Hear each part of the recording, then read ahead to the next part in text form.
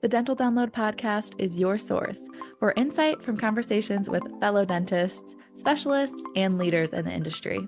With new episodes every Monday morning, I'm your host, Dr. Haley. Let's get into this week's episode.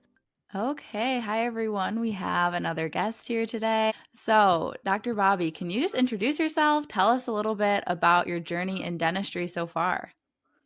What a crazy journey. I'm Dr. Bobby Grossi, born and raised in Flint, Michigan. Been practicing dentistry now for over 2 decades, 2 decades plus 1 year, so 21 years.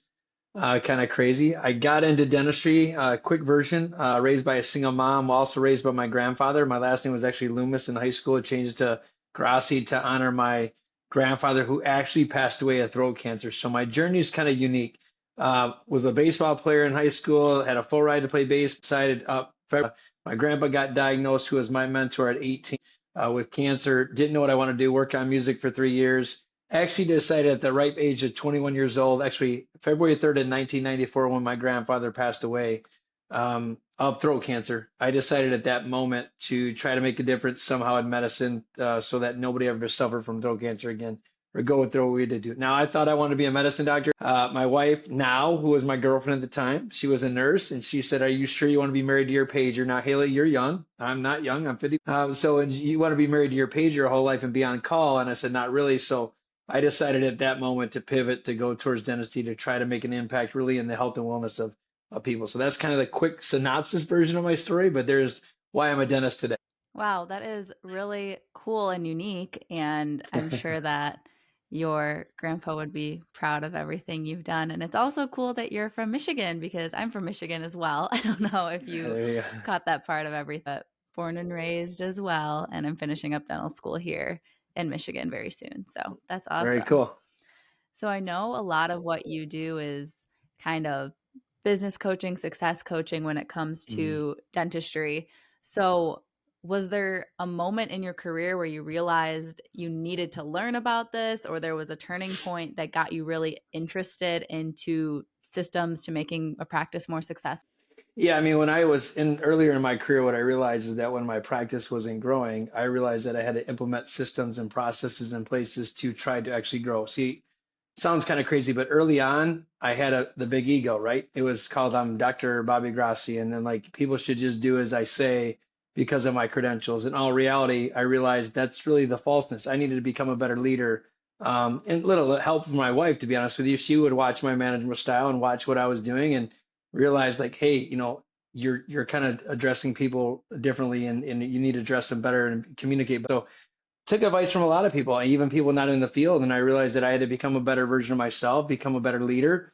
And that's when I realized once I started really trying to create and lead other people, that's when my practice started to grow. It wasn't till then, really, though, but I had to get out of my ego mindset. I know when we all graduate dental school, we kind of have this, we got to, if we just do dentistry, the patients will come. That's really not the case. You actually can only lead people to the level of your leadership quality. So, like with that said, I knew I had to get a different mindset and try to put other people first. And we're gonna, I hate to use this adage, but become a servant leader, more of a just a dictator, if you will. That's what I realized the most in dentistry is how can you raise a team, and you can only raise a team by serving them first before you. So And what were some of the things you did to increase those leadership skills and to really have some self development? Um, I started working on myself first, right? I had to work on my own mindset, get out of kind of the scarcity mindset and stuff like that. But then I really started investing in coaching and consulting for my team.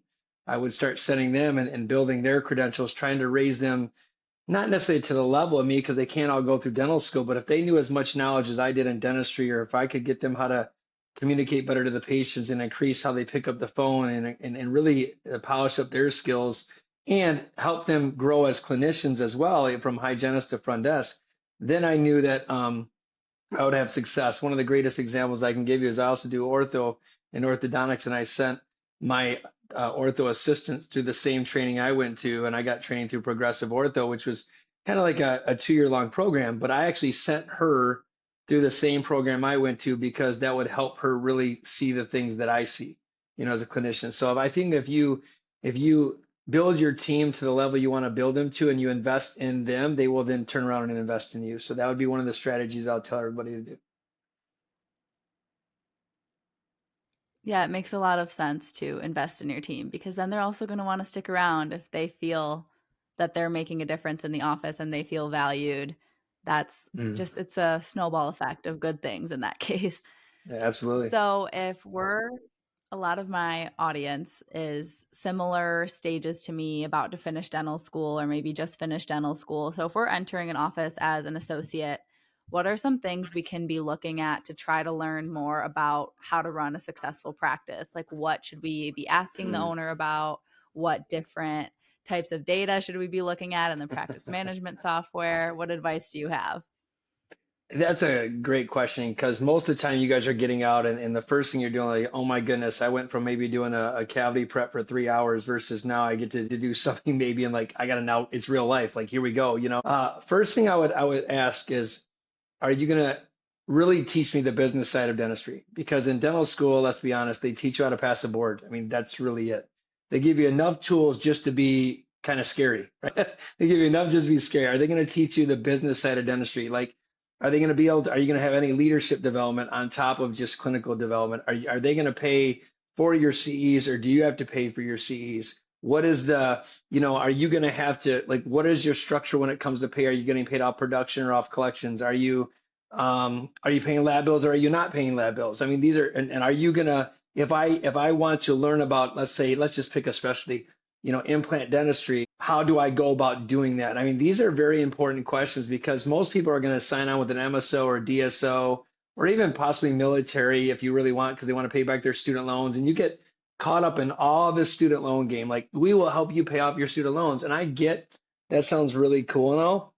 But what you have to realize is, as young dentist, is that your practice itself will also pay off your student loans. These is called a business write-off versus anything else. So take your student loans out of it. I don't want people chasing dollars because of debt or whatever. Like that's going to be there to the point where I can be honest, I'm still paying off my student loans. I've been practicing dentistry 21 years. My interest rate might be different than yours, but at the end of the day, it's just a bill, right? That's all I treat it as. And it was a tool for us to become who we are. But I would ask really, how much are you willing to invest in my education? Because look I'm a novice dentist. Are you going to train me or am I just going to pick up the pieces, meaning I'm just going to do fillings when I might be passionate about endo? I might be passionate about just dentures. I might be passionate about ortho. I might be passionate about a lot of things. And that would be the first question. Like, do I have room to grow here? And if the answer is no, okay, then you have to ask yourself this question even as a young dentist. What am I using this step for then? Is it just to build up speed, confidence? Like, you're going to have to change your mindset and know, okay, this might just be a stepping stone.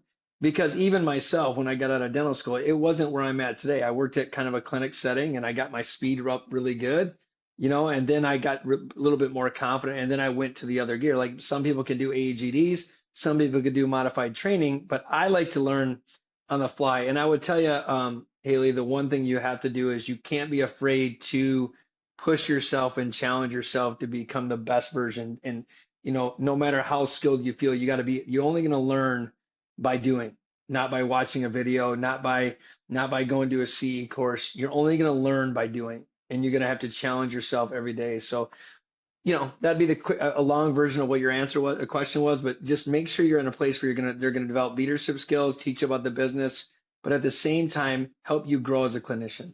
Finding the right dental equipment is like finding the right job. Fit is everything, and aligning the way you practice is essential for your performance, happiness, and well being. That said, shopping for equipment can be overwhelming. There's so much to consider. You likely won't think about whether the control block circulates clean water or the fasteners under the chair cover are molded or glued. But ingenuity and detail that you don't see makes all the difference in the performance and reliability. Our friends at ADAC believe that informed decision is a good decision, which is why they prepared the What to Look For When Buying Dental Equipment guide. It's packed with information based on input from doctors, industry experts, dealers, and technical specialists, all designed to help you choose with confidence. Request your complimentary guide at the link in my show notes. Until then, let's talk about that dream job. And have you had associates with your practice ever? Yeah, my rule of thumb is I have one there right now. He just actually has been out for a Mhm. year and a half. He graduated from University of Michigan. I graduated from UAD, but that doesn't matter where you graduate from. But I want to develop them so that they become better leaders and buy their own practice. Like that's my ultimate goal. And that's if it's their goal, right? So like if their goal is look at one day I just want to be an entrepreneur and be my own business owner, okay, well then how do I get you up to the level that I think you should be? I let every one of my associates do endo. I teach them how to do implants. Like I teach them all these things, and because I want them to be better. Like my job as a that's why you see the dentist CO brand or whatever it is I'm supposed to make you better in this field, not to hold you back. Like you're the next generation coming up. So how do I make you improve? How do I make you scale? How do I give you the confidence? Because at some days, being 51 years old, I'm not doing this forever. Somebody's got to take the reins and go do it, right? So there was a few of them. I had Dr. Mezzi was an associate of mine. This Connor and Spencer Owens kind of worked with me, and then I have Dr. Grabowski right now that works. I really want them better. Like I just want them better, and if they decide to stay with me, awesome. But if they decide to move on and develop their career, then that's awesome too. Yeah. And I feel like day to day in a dental office is so busy. The days are packed. It's lots of patients. So, how do you fit in mentoring these associates on the business side of things? Do you have meetings after work with them? Do you just grab them when there's time? Like, how can you make time to be teaching them things outside of the clinical? So that's a great question, but I have everything. I'm pretty organized because I have multiple businesses on Hmm. top of dentistry, so I have to be pretty organized. I don't eat lunch, so I use my lunch a lot for training purposes. But with my associates, we have our weekly meetings, we have quarterly meetings, and we have whatever meeting they want. The rule of thumb is look at most of the time I'm working side by side with them, so I can answer their question right Hmm. away. But it's like the open door policy, Hmm. right? Hey, I have a question. Can you help me with Yeah. this? Or let's say they get struck with an extraction. I pretty much stop what I'm doing and I just go help them out because I was an associate too, and I didn't have that person to like really help me and mentor me. So I knew that when I became that, I would just make the time. And it's beneficial because the patients, they're still your patients. So when the patient sees you coaching and training from a dentist, it works really well. It gives the associates confidence that I have their back, no matter what. Like I don't treat them as, oh my God, this is a first year student. You're Dr. So and so, like you're my equal. And so I think it's important to give people the authority and the autonomy to be who they want to be. At the same time, if you truly want to make an impact, you always make the time. So that's it. Doesn't it's not I'm not perfect. There's days that I just can't do it, but for the most part, I always make it an intentionality. If somebody needs me, they just put a note on my desk and I go answer their question right away. And with what you were saying, it made me think of something I'm curious about because as a patient, I've only ever been seen by like a older owner doctor. So if your associate has a question and they need your help and you're going in to help them, what does that look like in terms of how much the patient knows that they're struggling and patients may be losing confidence in the associate? Like, how do you speak in the room to make it more of a teaching thing without them knowing that you're teaching, I guess.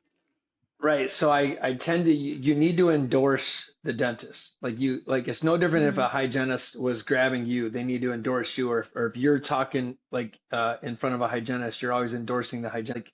They need to endorse and like you need to just be on the same team. So like even if I just make Hmm. up like Dr. Grabowski is my associate right now. So let's just say Dr. Grabowski said, blah, blah, blah. I would say to the patient, "Oh my God, Dr. Grabowski found this interesting finding. I've been doing this 21 years, and so he's 99% sure this is what it is, but he just wanted my opinion. So do you mind if I just step in here and look really fast?" And like, "Oh, Dr. Grossi, it's all good," because half the time they've seen me anyway. And so it's like I'll walk in and I'm like, "Oh my God, great find, Dr. Grabowski, blah blah," and I'll always endorse his finding. Or even if I disagree, I say, "Man, that's awesome, great find." I said the only thing I would say, "Thank you so much, Mrs. Smith," and I would bring Dr. Grabowski on the outside or whatever, and we'd go to my office and say, "Okay, blah blah blah blah blah blah. This is the way I'd handle it." And I still give him the autonomy to handle it any way he feels sees fit. And we've gotten sometimes we joke about it, but sometimes we go back and forth. But the reality of it is I still give him the power or her the power. I've only had male associates right now, but give him the power with my advice. But I never tell in front of the patient like, "Oh, he's wrong," or "She's wrong." I don't ever do that. I think that's just not proper. because one, you're right now belittling the person versus encouraging the person to fail. Like, I know that sounds crazy. Like, encourage them to make a decision on their own and let them kind of like have that opinion, but then you can come by after 21 years and teach some kind of real dentistry. I don't want to be like there's book dentistry, then there's real dentistry. I always joke about it, right? There's dental school dentistry, and then there's real life of how it happened over 21 years, so there's a lot more real experience that comes with it. And so, yeah, that's the way. I think as long as you endorse and you stay respectful and you encourage, the patient doesn't, most of the time, they don't even know what just happened. And there's actually times I've taken over the case in mid thing, and I'll tell the patient, look, at Dr. Grossi was getting really far behind. He had 3 patients, he's been in here a while. Do you mind if I just take over the case? They're like, oh, no, no problem. Because honestly, we don't want you here forever. And for the most part, I just jump in and I take it over. And look, at sometimes there are times that a patient will say, hey, do you mind if I see you going forward? Okay, no problem. But there's also been times where they like his chair side manner better than mine, and he sees them. So it's that's going to come with the territory. And I think that once you get a rhythm and once you understand who you are as a clinician, I think it's a little bit easier to, as long as you have somebody who's mentoring you or that's open-minded as well, I think the relationship can work out well. If they're not, then it's a problem. That's really helpful for me as I'm getting ready to start my associateship as well. So thank you for that. I You're kind of welcome. want to switch gears a little bit to talk about some of the things you mentioned in the beginning in terms of what else you do beyond your practice. You do coaching and you have great insight when it comes to marketing and helping grow dental practices. So, what are some of your top tips when it comes to marketing? First of all, you got to know who your avatar is. Like, I know that sounds really crazy. Like, you're going to have this ideal patient that you might have in your mind. It's not what dental school teaches. I'm talking about the one that you absolutely love. Like, it could be a soccer mom who has 4 kids and they're 38 years old. Like, you literally got to narrow down your avatar of who it is that you want to attract in your practice and what is their pain points. Like, once you understand the pain point of who your real client is, then you can market towards that. If you're doing external marketing, what I would encourage everybody to do first, especially in the world that we live in, this technology world, is that if you don't have a lot of money to market, you need to become almost an extrovert. I know this sounds crazy. You need to get on camera. You need to talk on social media. You need to just give free information on Facebook, whatever it is, where you can talk about how, what's the pros and cons of dentistry for your patients. Like, what do you look for? Become omnipresent, if you will. And you can literally do really well in that field. And now you're getting attention. I do a lot of dental give back days where you do free dental days. I do a lot of community outreach. I do a lot of certain things that are tied into where I'm at that really don't cost me a lot, but yet it's such an impact in the city that my practice is. I scaled my practice, I mean, literally 2x and 3x my practice in 2.5 years by literally just doing a free day of dentistry. Like, that's all I did. I did open up the one day and I did a free day of dentistry. I seen 105 patients that day, did simple extractions and cleanings, and you'd be just giving back to the community. That was simple. And then I spent a little bit more money on internal marketing. Once you get your feet wet and you know who you are, they need to know who you are. So they need to know who you are as a dentist. Like, who am I as a person? And so many times people don't become vulnerable enough. They don't share who they really are. Like, who is Haley? Who is Dr. Grosky? Who are you? And so the patients want to have this connection and relatability to you. We don't want to be just science nerds and act like we have this doctor in front of us and we are the smartest people in the room. Nobody cares. I gotta be honest with you, nobody really cares. They want to know who you are down to your core, down to your soul.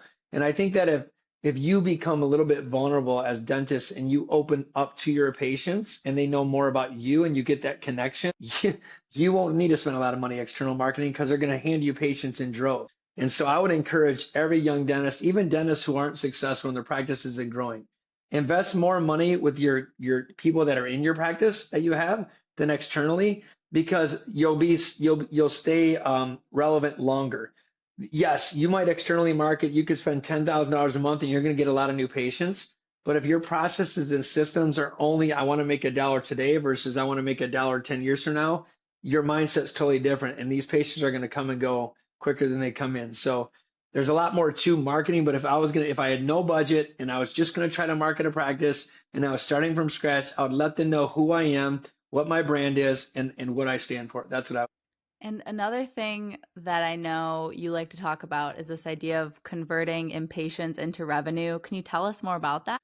I'm going to give you I think it's the four P's. What's their problem? What's their possibility? What path can you lead them on? And then what's your final pitch? Like the pitch, there is a sales pitch. Let's be honest. There's sales pitch to dentistry. Like there's a sales pitch to everything, right? You're finally going to pitch them, okay, this is how much it costs. Now, how do you do that? There's different things.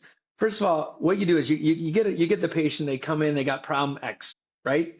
You're going to tell them, here's all your possibilities. Like here's all your possibilities. And most of the time people only see things they do. And that's the problem the advantage of a CE course or understanding implant dentistry, understanding ortho. I mean, I'm talking about to the level where you could do it. Maybe you don't practice it every day, but you could do it.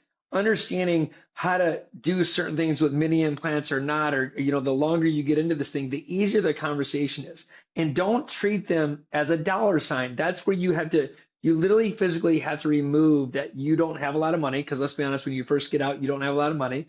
You might have a limiting belief of money. You have to totally ignore that. Because I've had Medicaid patients and I've had other patients pay me $50,000 for a procedure. It doesn't, if they find value in what they're doing, they're going to pay the money. If you don't believe me, I know this is on a podcast and this might be offensive. I'm not meaning it that way. I always say a crackhead finds crack with no money. Like if you're addicted to drugs, you will find drugs. Like it is what it is because it's what they value. If you want to smoke and you say you're on a fine, you will find a way to buy cigarettes. Like it is what it is. So there's also people that have Louis Vuitton bags that really, let's be honest, probably shouldn't have buy a Louis Vuitton bag, but they'll have them. So what does that mean? If they value something, they will spend the money. So you already have to put that in your mindset. If I can give them solve their problem with all these possibilities, and I give them the right path, then the close is easy. Because if I literally can find what they value, so what is their problem? What are the possibilities you can take them on? What is the path? Right? What are the possibilities that you can solve their problem with? What path should you lead them on? And then what's your final pitch? Those are the four P's. But also, you have to look at, can you structure it in a way? Like like in my practice, if money is truly the issue, how do I remove that barrier? Do I remove the barrier by giving them a financial plan myself? Do I give them a barrier? Do I remove the barrier by having them go get a bank loan? Either way, I don't know. But what I'm going to tell you, and this is the golden nugget, write this down for every dentist. Learn from other people that are successful. People buy payment plans. So if you go to a dealership on a car and they say, I want this car, you never say, how much is the sticker of the car? You say, what is my payment? Like, period, end of story. That's what most people say. This is what I can afford. And then you find a car that fits that. Learn from orthodontists. Orthodontists are probably the most successful financial people in dentistry. What do? They create a payment plan. That's what they do. And what people don't realize is 90% of the people want to pay you. You're right. There's 10% of the people that won't pay you. If I'm a young dentist and I really want to get clout in the community and I want to be giving back, there might be ways I can structure, which Haley, I'm not going to go in detail how I structure my payment arrangements, but I do it. That's giving away way too much. But I set it up. I set it up in a way that everybody wins. I'm going to win initially, and then I let them win. And we're talking interest-free stuff.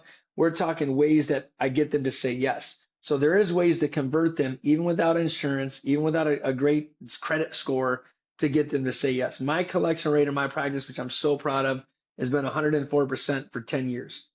And I have people on payment plans. Like, how is it 104%? Because I have people that owe me money. Ready? I have people that owe me money from 2 years ago. They're still making payments, and I'm still producing dentistry. That's how it's always more. So it's actually pretty. So if it's not broken, I'll fix it. There's your answer. There's your answer. Yeah, There's a lot more to that's conversion awesome. of there's a lot more to how to talk to a patient, how to do certain things, but what questions they ask. But that's kind of a quick version of the answer. Hmm. Yeah, that's what the podcast's for, just like the tastes of each thing, and then people can reach out Yeah, to you if they want the full info. 100%, 100%.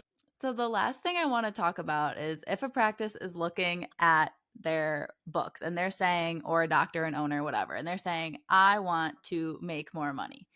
Do you usually push people in the direction of doing more dentistry, just more procedures, more procedures that are more advanced? Or do you try to look into how can we cut down on expenses and reduce the overhead? Or is it going to just depend once you look at the full financial of the practice by practice? That's a really good question because it's a multi-leveled answer. First of all, why do you want more money? That'd be the first follow-up question I have. Okay, so why? Like, why do you want more money? Like, what's your why? And then as long as the why meets with me, like what I think, like if you said, hey, I want to make more money just because I want to buy a Maserati, I'd be like, okay, you're gonna be treating the patients the wrong way. And okay, I could teach how to do that, but is that really fulfilling, right? Like but there's a few ways you can make more money, right? You can not change a procedure at all, increase your speed a little bit to see more patients, right? That's a possibility. You could obviously raise your fees, which I don't ever encourage that because I haven't raised my fees in a long time. But even if you do raise your fees, let's be honest, most people are taking insurances and the insurance dictates your fee anyway. So that does nothing besides a BS thing. You got a lot of adjustments. You could increase the amount of extended services you offer. Like maybe you do specialize in implants, or you could do more ortho or stuff, that's more non-insurance based or fee for service type of things.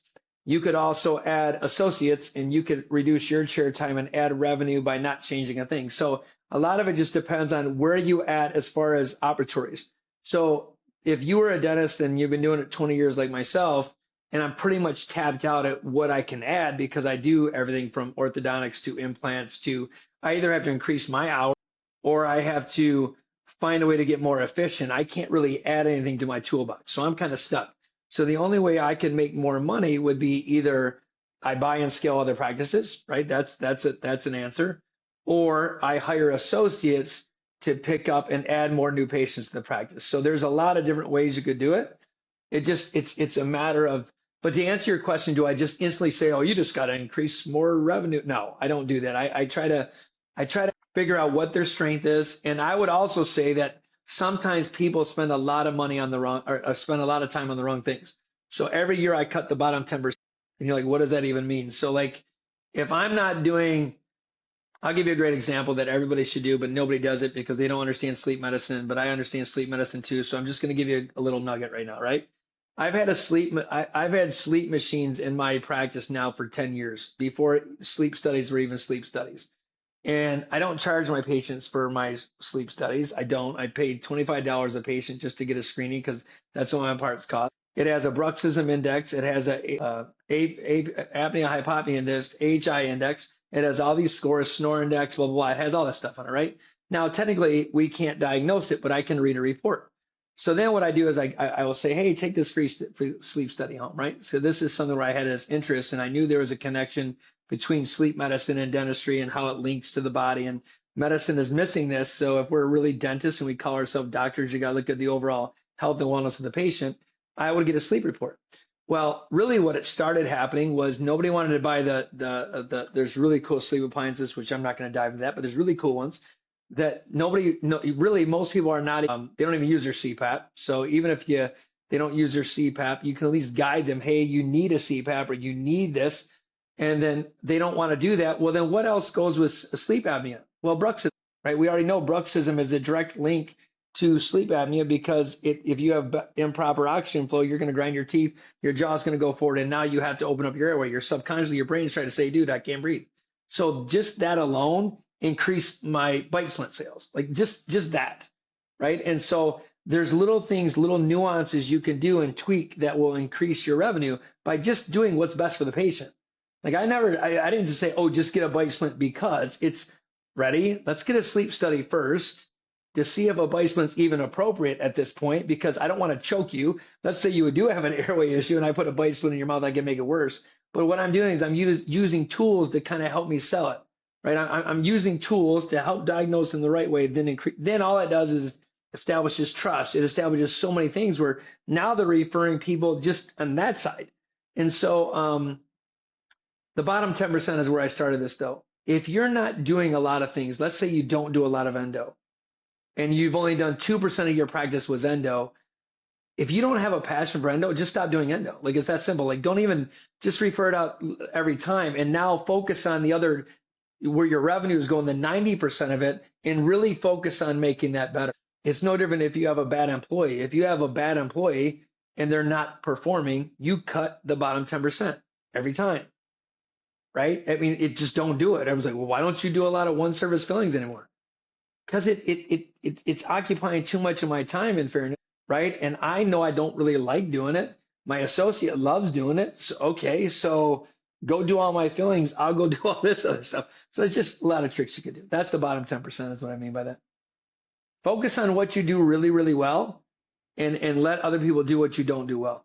And so, like, I love surgeries. I've been doing surgeries now for over 15 years. Full mouth restorative cases, implants. I love it. I wanted to be an oral surgeon.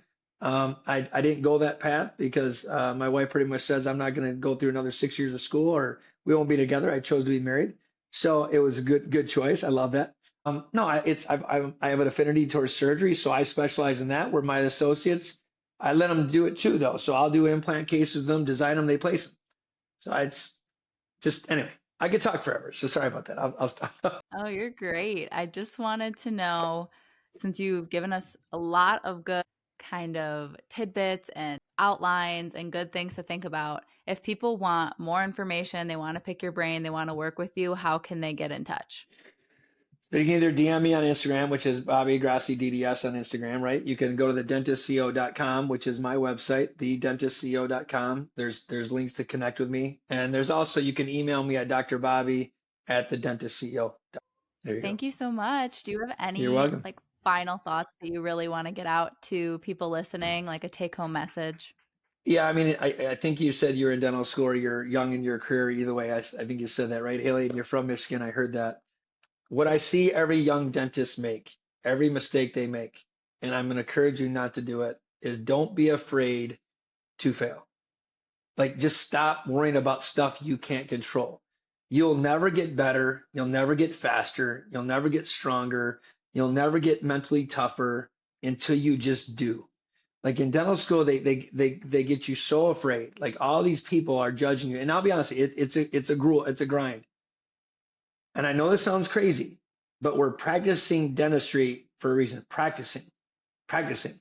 It's like you are in the game and it's real life, but you can't be afraid to stick with what you believe is right. If your moral compass is going off, just don't do it, right? I don't care who your boss is. I don't care what somebody says. If your moral compass is saying this isn't right, well, trust your moral compass. But secondly, don't be afraid to challenge yourself to become great because that's the only way you're going to be great. Like the average income of a dentist is $186,000. Okay. It's great income. I'm not going to sit here and tell you it's not. You're also going to, most of the average dentist is in debt by $500,000 to $700,000 when it's all said and done. Okay. I'm going to ask you, is that really a good income? No. So if you want to be one of the greats in your field, you're only going to be great by pushing yourself to a limit you didn't think possible. And doing a cavity prep for 3 hours is not business. That's just you learning a skill and waiting to get a check off. The hardest part that you're gonna have to learn when you get out on your own is you got to be yourself. You got to police yourself, and you got to hold yourself to a standard that nobody else can hold yourself to. And only you know what's right for wrong. But you have to hold yourself to so much integrity and at such a high standard that you just aren't afraid to challenge yourself. But even if something is wrong, just admit it's wrong and you just make it right. Period. End of story. That's another sidebar. Just you know what? I'm human. It is what it is. How do I make this right? Because you'll have those cases too. And so don't be afraid. Push yourself to the highest limit you can. That's why you're in this field. You're in this field because you have a passion and an affinity to make a difference. So allow yourself to be that difference maker. There's my final information. Thank you so much for everything. I know I found this to be very motivating and topically relevant to me as I'm getting ready to start working in a couple months here. So thank you so much.